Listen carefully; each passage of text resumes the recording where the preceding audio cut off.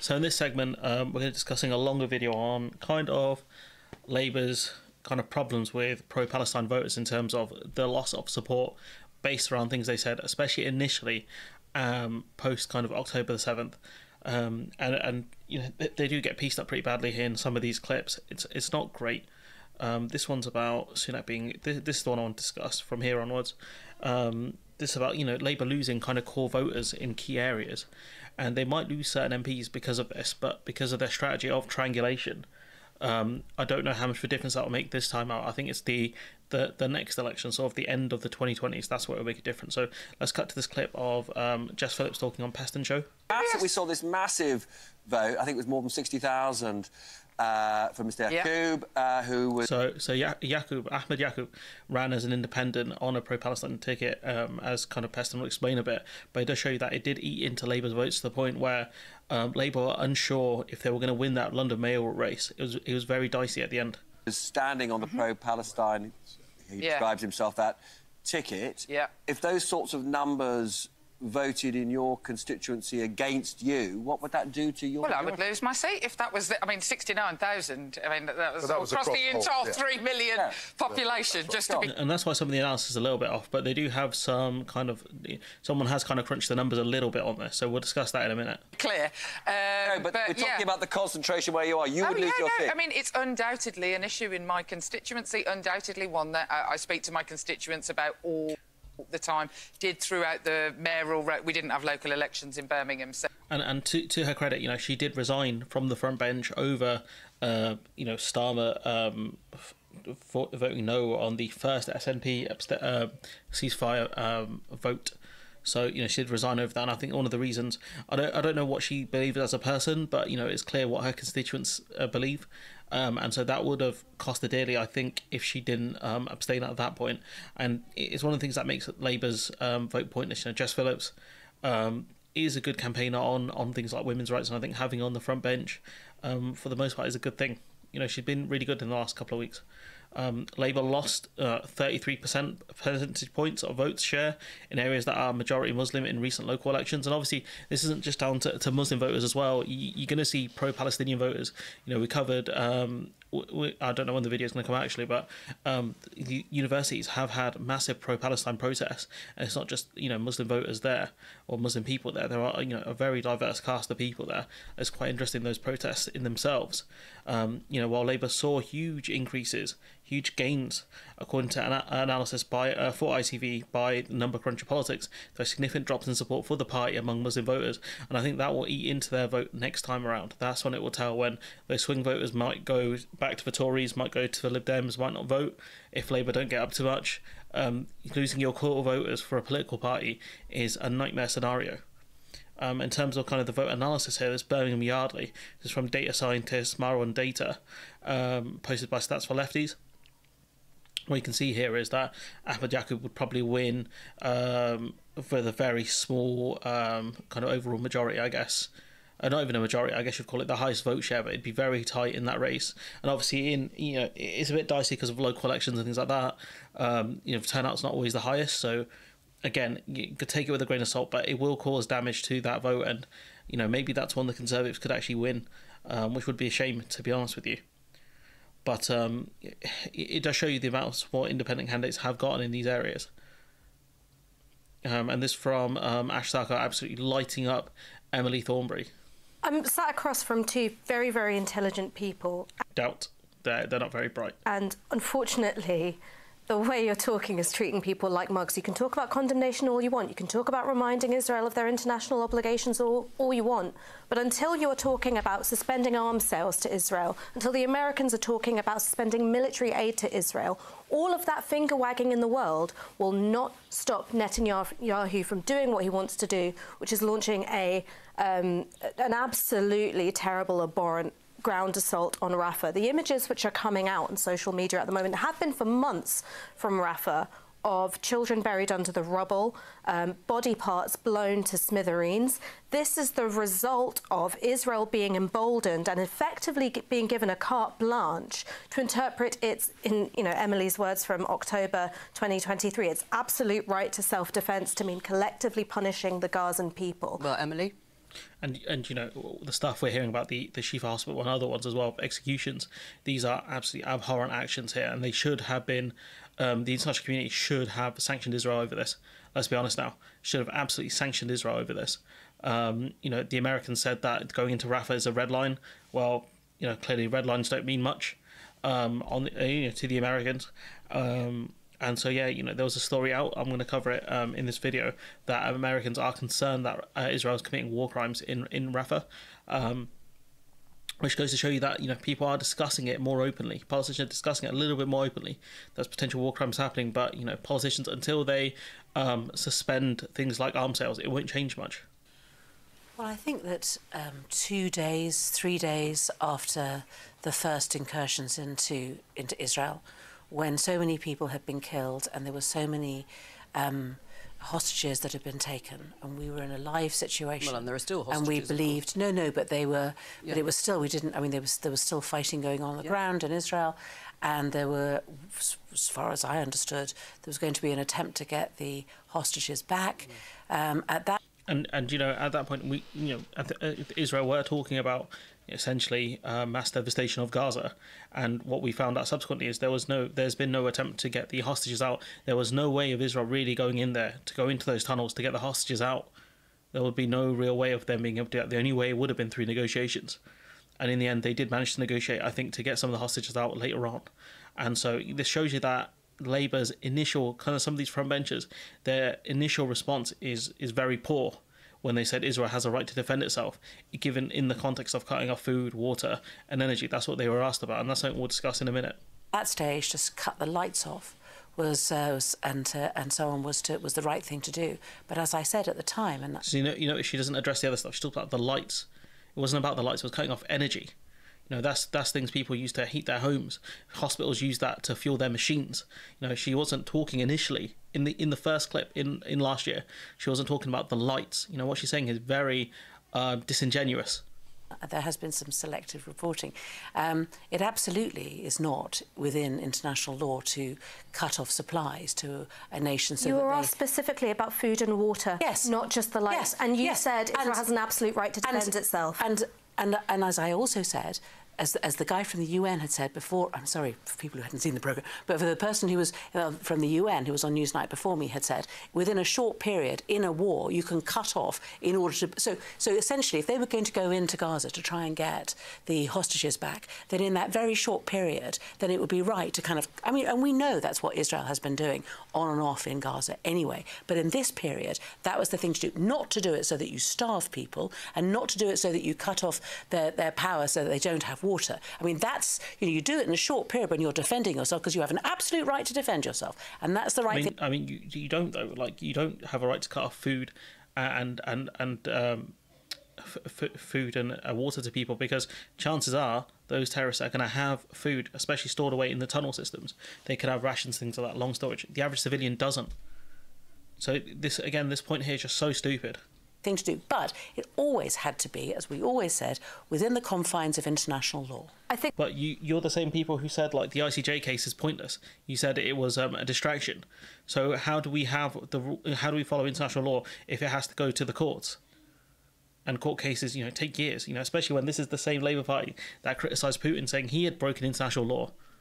It doesn't make sense, does it? How can it be the case that Israel hasn't broken international law despite their invasion of Palestine in, attacking hospitals, civilians indiscriminately, but Russia has broken international law by attacking Ukraine and attacking civilians indiscriminately?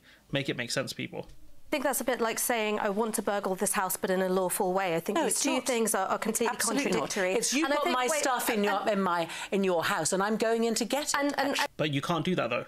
Legally, you can't do it. You have to go to the police.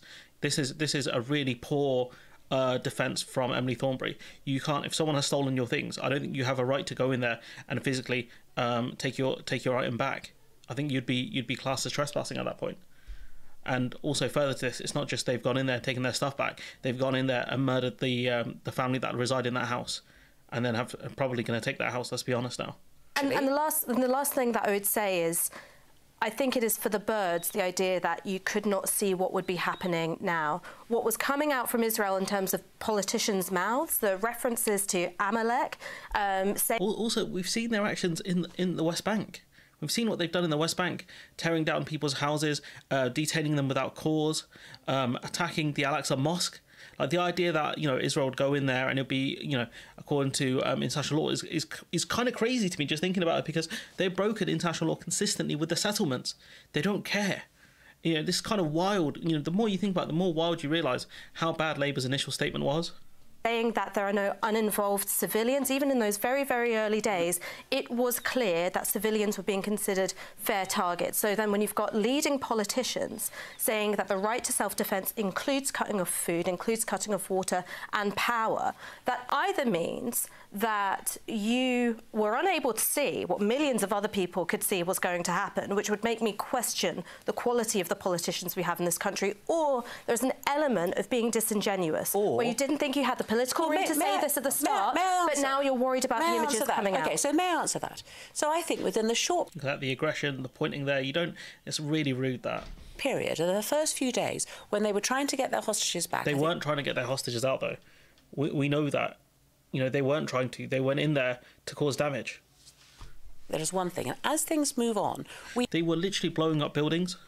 We have been completely clear about what it is that we expect. We expect there to be a ceasefire. It is not necessary for Israel to continue in this way. Israel had an absolute right to defend itself, but now there needs to be an immediate ceasefire, and we have made that clear. Would you suspend arms sales? Well, answer that question. Okay. So what I would say is this, is that when we look at some of the images, and I can't sit here in this television studio or in London and decide on a case-by-case basis on what, you know, whether there has been a breach of international law. We literally sanctioned Russia for less.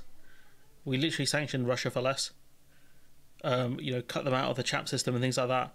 Literally did, you know, locked up their money, did it for less than what we're seeing. And, you know, we need a court ruling. We can't mandate on if Israel's broken international law when they've attacked civilians indiscriminately. Here or there or whatever instances, but as a whole, one begins to really be concerned that there may well be some breaches of international law. And if that is right, then what we need to do, and listen, I've been doing this a long time. I did this when we were arming Saudi Arabia in Yemen. And what you do is you look at what arms are being sold.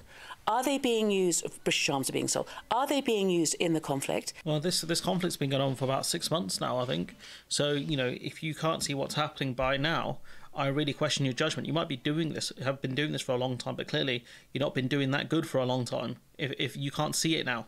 And is there a breach of international law? Now, we can see what seems to be on the face of it breaches of international law. The question then is, what arms are we selling and are they being used? Well, and that's quite a difficult and a technical thing that needs to be done. And that's why we want to see that I mean, yeah, it's kind of just hiding behind we need to see that. Like, Labour could call for it. Labour should really call for it, because you can't back a country that's doing this. You can't back a country, even if we're giving non-lethal aid, you cannot back a country that is doing what Israel has done. And, you know, if you want to look at what she actually said... Do you think cutting off food, water and electricity is within international law?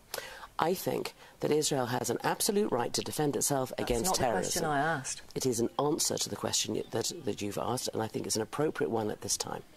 So, you know, there's your answer right there. You know, she was asked about it. She said, yeah, Israel does have the absolute right to defend itself in the context of cutting off food, fuel, and food, water, and energy. And it's an appropriate answer at this time. And, you know, given that she went out to bat for Starmer after Starmer, I think after about a week or two, clarified that Israel really shouldn't be doing this, is pretty embarrassing for her. But we'll talk about this kind of interview, why Owen Jones kind of thinks she had to do this.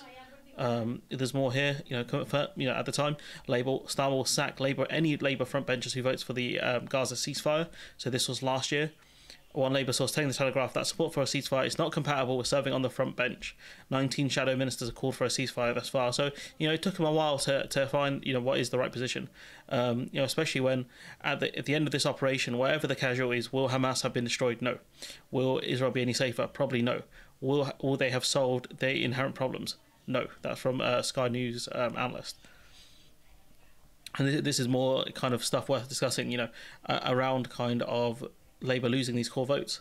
Is it a problem for Keir Starmer that you have a groundswell of worry about what he's saying about Israel, not, in their view, being strident enough in supporting the plight of the Palestinians in Gaza. Is that an electoral problem for Labour, not just in Muslim, but in key student seats as well come the general election? Yes.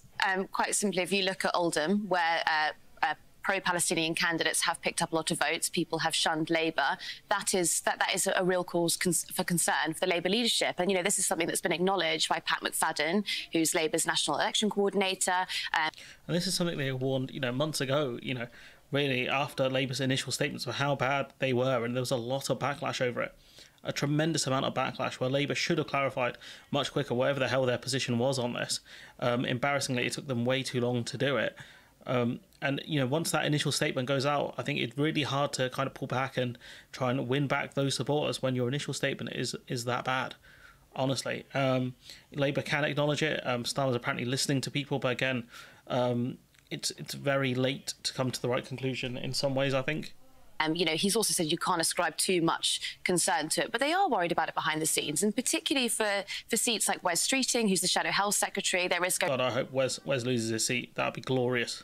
Going to be a Palestinian candidate there who's running on a one mandate, which is we would like to see a ceasefire, and we're going to pressure Parliament into backing one as well. In those sort of seats where there is a slim majority, someone like the Shadow Health Secretary could lose their seat at the election.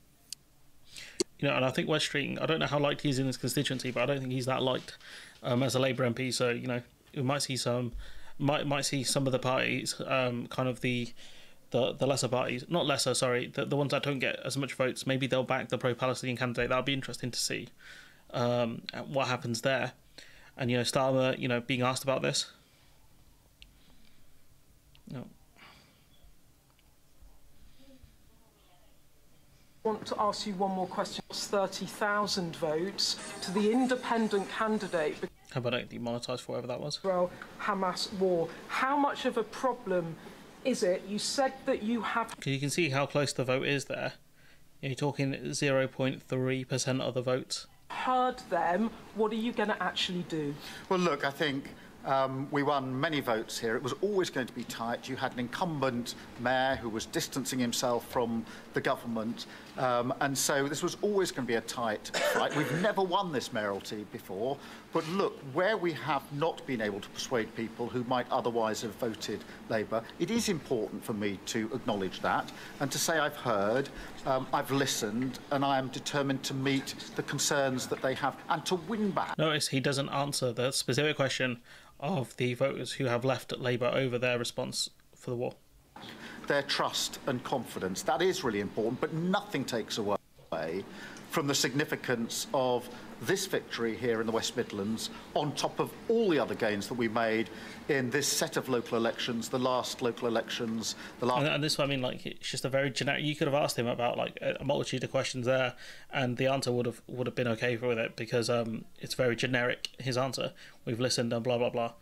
And this one from Peston I find really ugly, honestly. There's be a bit of anxiety tomorrow around the West Midlands result. When I was talking to senior Labour figures, they say it was too close to call. Andy Street may therefore, a Tory, again win, partly because of his personal popularity, very little to do with Rishi Sunak's lack of popularity, and partly because, again, Muslim voters may not be turning out for Labour in the way they should. The way they should? I mean, what's that about? What's that about? Like, people don't owe you votes, and this is what I mean. Like, I think Labour are taking their kind of voter core for granted and are attacking to get swing voters aggressively, abandoning kind of key tenets of what Labour should be about, in my opinion. And so, yeah, I think that's going to be very telling in future elections, I think. But point being is, like, saying, you know, the way they should. I mean, this kind of falls into pretty nasty comments. You know, remember the one about Labour apparently, you know, Labour councillors leaving, and there was one comment from a Labour source saying, you know, we're shaking off the fleas. I think there was another anti-Muslim comment as well. Like, this is just really, really ugly. Honestly, the way they should. Like, you're not owed a vote. You have to earn votes, and what you're targeting are kind of pro-Tory votes, which, okay, that's fine, but you're going to lose votes in other areas. Naturally, you're going to lose the people who supported you for certain policies. And if Labour are too arrogant to understand that, then they, in long term, it's going to be very damaging for the party. This from Lisa Nandy. Bring this war to a close. Why did you not speak out against Keir Starmer saying... Hang on. When Keir Starmer said Israel has the right to cut off water and power, which is a war crime, why did he not speak out against that, Lisa? Because he didn't, and you know that but he did. And you're just putting this over and over again when he's clarified exactly what he said and what he meant. Hang on. A siege is appropriate, cutting off power, cutting off water. Well, I think that Israel does have that right. And so, yeah, you know, you got people defending him, you know, using the fact that he was a human rights lawyer. But, you know, again, like, he's clearly given the wrong answer. If it wasn't wrong, he wouldn't have had to clarify it. And so here you've got Lisa Nandy kind of gaslighting. It's kind of Labour front benches gaslighting two in the same week, really. You had this in the same week, I think, as the Emily Thornberry one. Just really embarrassing, to be honest with you. I just find it baffling. So yeah, Grace Blakeley does a good job here. You know, she talks about the importance of international law as well. The Tory MP saying, "Do you think that same argument to those arming Hamas?" And Blakeley saying, "You know, we shouldn't be supplying arms to rogue nations." And so yeah, you know, the guy was looking for a gotcha moment and just really failed at it. And she comes off the back of Labour making really weird statements like, "David Lammy tells US Republicans he can find common cause with Trump." A Labour spokesperson refuses to rule out Nigel Farage joining the party. And you're like, what the hell's going on here? And, you know, with the Emily Thornberry thing as well, you know, there was a briefing that came out a couple of years ago about Starmer being boring. Apparently, it was Emily Thornberry that was behind that, and Starmer's team knows that. She went out briefing that it wasn't clear Starmer was going to be Prime Minister. She thought it might come crashing down for Starmer and that the Labour crown might fall to her instead. She resented that Starmer pushed her out of the leadership contest. You know, she might have blamed things like sexism for that. In any case, the Tories imploded and Starmer's a dead cert to win PM, but Thornberry has gone around briefing against him, thinking it would all fall apart. That meant a vengeful Starmer could end up sidelining her. So instead, Thornberry had to prove herself to Starmer's team to save her political aspirations. So how did she do it? By refusing to condemn cutting off the essentials of life to civilians, a grave war crime, and even defending it under Israel's absolute right to defend itself. And this kind of mob mentality here. That's what we saw. You know, you disrespected us, now you got to go out and defend us in one of our worst policy proposals.